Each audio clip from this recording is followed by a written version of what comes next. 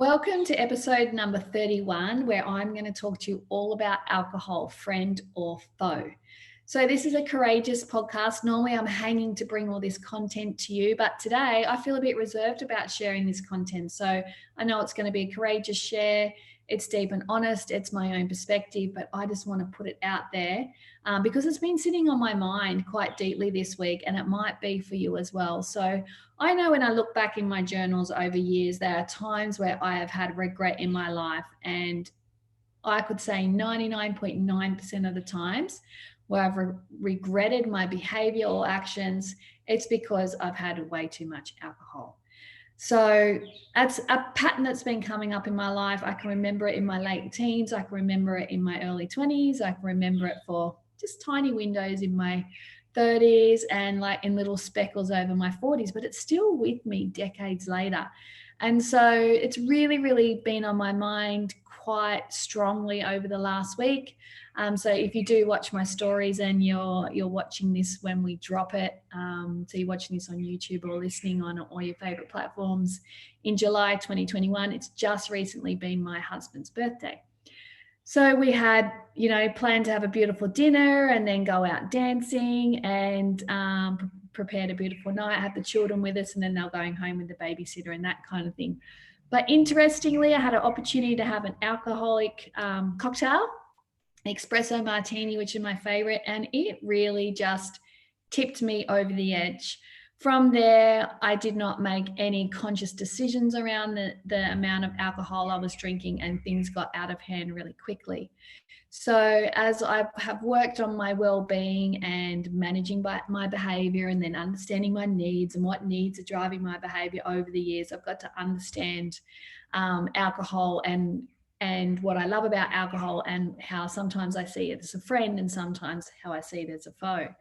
So, as a friend, I think alcohol is really beautiful when I'm complementing a beautiful meal. And so for me, it's all around creating the space and having a real human experience around anything I'm consuming, particularly my soul foods. So my soul foods, dark chocolate, wine, obviously not the whole foods that are good for us. And so with wine for me, like wine's my favorite alcoholic drink. I might have a spirit every now and then, but it's very rare for me. I'll have a cocktail with a friend, maybe, I don't know, 3 or 4 times a year. But I love to have a glass of wine. So I love a nice glass of red, and I'm smelling the flavor and I'm tasting the body, and I'm accompanying it with the right food. And I just really do enjoy it. And normally that's around great company and great experiences, and having 1 or 2 glasses of wine and going home and then having a cup of tea or whatever that may be. So that's where I see alcohol as a friend. Where I see it as a foe is what I experienced last Saturday night, where a few glasses of wine with friends with a beautiful meal. That was great. I had this cocktail, loved it, tasted amazing. To be honest, you only really enjoy the first couple of sips. And then after that, I was not consciously smelling the cocktail, tasting it, feeling into it. I was just drinking it. By then, I already had enough alcohol in my system not to make the right decisions.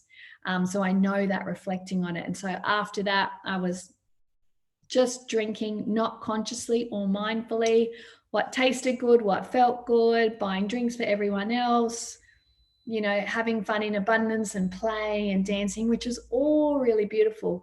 But what that ended up in is a whole series of actions which I took, and behavior that I displayed, things I said, things, what other people hear you say or see you do, that's your behavior, right?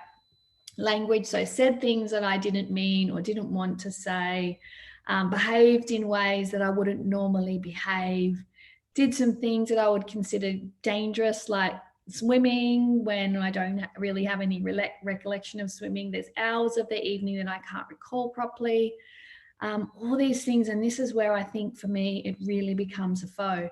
And it's really got me to question this week around, is alcohol something that even has a place in my life anymore? Yes or no?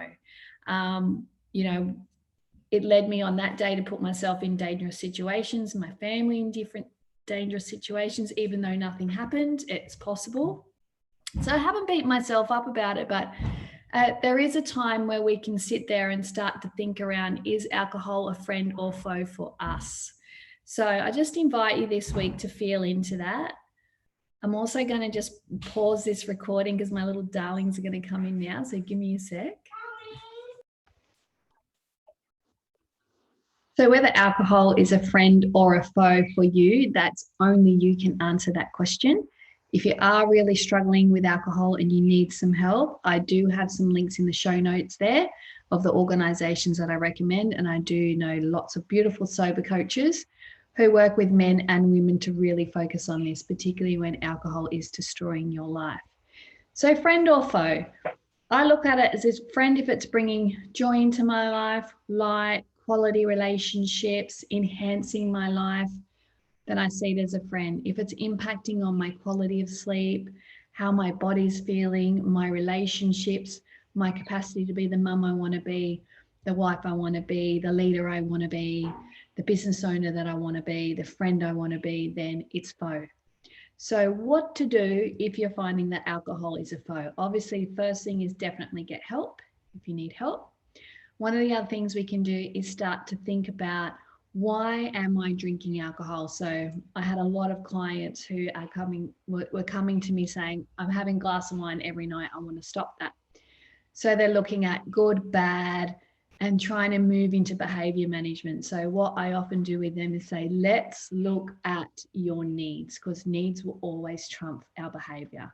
What is the wine giving you? Because it's not normally just the wine.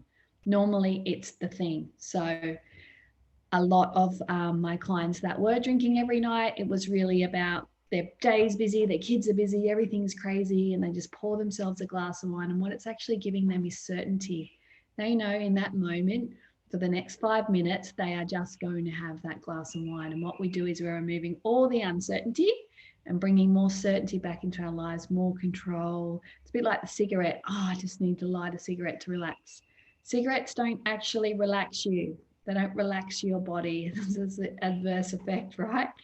But it's just that moment where you don't have to think about anything else except going for the cigarette. It's creating the pause. It's meeting the habit. It's the certainty. That's the habit loop. So the pouring the wine every night, that's the certainty that it's going to happen. Yeah.